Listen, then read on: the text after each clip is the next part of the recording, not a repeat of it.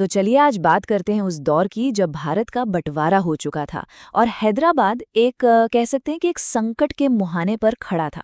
माहौल में तनाव था, हालात बहुत पेचीदा थे।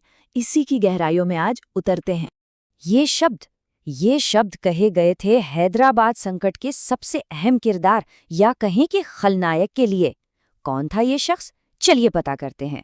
तो शुरुआत करते हैं उसी आदमी से जिसका नाम इस पूरे संकट के साथ जुड़ा हुआ है, कासिम रिजवी। तो कौन था ये कासिम रिजवी? देखिए, अपने विचारों में वो बेहद कट्टर था और अपनी बात मनवाने का हुनर उसे खूब आता था। उस दौर का एक जिक्र मिलता है जिसमें कहा गया है कि इसकी सबसे बड़ी पहचान थी उसकी वो चमकती हुई आंखें, जिनसे, और ये मैं कोट कर रहा हूं, धर्मांधता की आग झलकती थी। और अगर कोई शक बाकी हो तो रिजवी के अपने शब्दों पर ही गौर कीजिए। उसकी ये बात भारतीय राष्ट्रीय कांग्रेस और उससे नेताओं के लिए उसकी नफरत की गहराई को बिल्कुल साफ कर देती है। लेकिन रिजवी की महत्वाकांक्षा सिर्फ यहीं तक नहीं थी। वो खुद को हैदराबाद का जिन्ना मानता था, बल्कि शायद जिन्ना से भी ज्यादा कट्टर। सोचिए, उसके कमरे की दीवार पर जिन्ना की एक बड़ी सी तस्वीर लगी रहती थी और वो अक्सर उनसे सलाह मशवरा करने जाता था। तो एक तरफ तो था ये आदमी और दूसरी तरफ थी उसकी विचारधारा। चलिए अब इस पर आते हैं कि ये जो पूरी लड़ाई थी, ये असल में ठीक इस बारे में। दो अलग अलग नजरिए थे इसके। इस पूरे टकराव को देखने के दो एकदम अलग अलग चश्मे थे।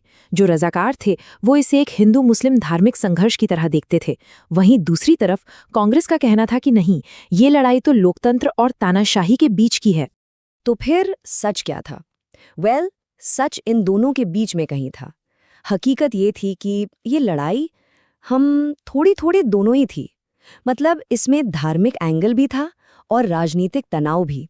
एक बहुत ही कॉम्प्लेक्स मिक्सचर था ये। लेकिन देखिए, जब भी ऐसी वैचारिक लड़ाइयां होती हैं तो पिसता कौन है? आम आदमी। तो चलिए अब देखते हैं कि इस पूरे संकट का हैदराबाद के आम नागरिकों पर, शहर पर क्या असर हो रहा था। अगस्त 1947 के बाद का जो वक्त था ना, वो आम लोगों के लिए बहुत ही असुरक्षा वाला था। हर तरफ एक डर का माहौल, एक अनिश्चितता, और इसी माहौल ने लोगों को कुछ बहुत बड़े और मुश्किल फैसले लेने पर मजबूर कर दिया। शहर की आबादी में ना एक अजीब सी उथल-पुथल मची हुई थी। हो क्या रहा था कि एक तरफ तो बहुत से हिंदू अपनी जान माल की सुरक्षा के लिए हैदराबाद छोड़कर पास के मद्रास प्रांत जा रहे थे, और ठीक उसी वक्त दूसरी तरफ से सेंट्रल प्रोविंस से मुसलमानों के जत्थे हैदराबाद आ रहे थे। अब ये जो मुसलमान आ रहे थे, उनमें से ज्यादातर कम पढ़े लिखे थे। उन्होंने बंगाल और पंजाब में हुए हमलों की खौफनाक कहानियां सुनी थीं, तो उन्हें लगा कि निज़ाम और उसकी सेना ही उन्हें बचा सकती है। उन्हें किसी और सरकार से ज्यादा भरोसा निज़ाम पर था। पर शायद उन्हें इस बात का अंदाजा नहीं था कि हैदराबाद आकर भी वो अल्पसंख्यक ही रहेंगे। अब ये जो दो तरफा आना जाना चल रहा था, इसने एक बहुत ही गंभीर सवाल खड़ा कर दिया। सवाल ये कि क्या ये सब सिर्फ एक इत्तेफाक था, या फिर ये हैदराबाद की डेमोग्राफी, मतलब उसकी धार्मिक बनावट को बदलने की एक सोची समझी साजिश थी। और इस शक को और हवा मिली कुछ बहुत ही परेशान करने वाली खबरों से। आरोप ये लगने लगे कि निज़ाम की शह पर बाहर से आए मुसलमान हिंदुओं को उनके घरों से निकाल रहे हैं। रिपोर्टें आने लगीं कि औरंगाबाद, बीदर और खुद हैदराबाद जैसे बड़े शहरों में जो हिंदू इलाके थे वो तेजी से खाली होने लगे थे। जैसे जैसे वक्त गुजरता गया, हालात और भी विस्फोटक होते गए। तो चलिए अब कहानी के उस हिस्से में चलते हैं जब ये संकट अपने क्लाइमैक्स, अपने चरम पर पहुंच रहा था।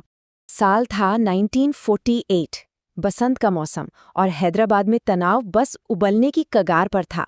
मतलब अब ये साफ लगने लगा था कि टकराव होकर रहेगा। और फिर तो जैसे घटनाओं ने रफ्तार पकड़ ली, एक के बाद एक चीजें होने लगी। खबरें आईं कि ब्रिटिश एजेंटों की मदद से पाकिस्तान से हथियार लाए जा रहे हैं। फिर पता चला कि ईस्टर्न यूरोप से भी हथियार मंगवाए जा रहे हैं। उधर हैदराबाद से भागकर मद्रास जाने वाले लोगों की एक तरह से बाढ़ आ गई थी। और इन सब के बीच के.एम. मुंशी ने भारत सरकार को एक जबरदस्त रिपोर्ट भेजी जिसमें निजाम पर साफ साफ विश्वासघात का आरोप लगाया गया था। तो आखिर में एक सवाल सोचने पर मजबूर करता है कि जब हालात इतने बिगड़ जाएं, जब हर तरफ से बातचीत के रास्ते बंद हो जाएं और दीवारें खड़ी कर दी जाएं, तो फिर टकराव के अलावा और रास्ता बचता भी क्या है?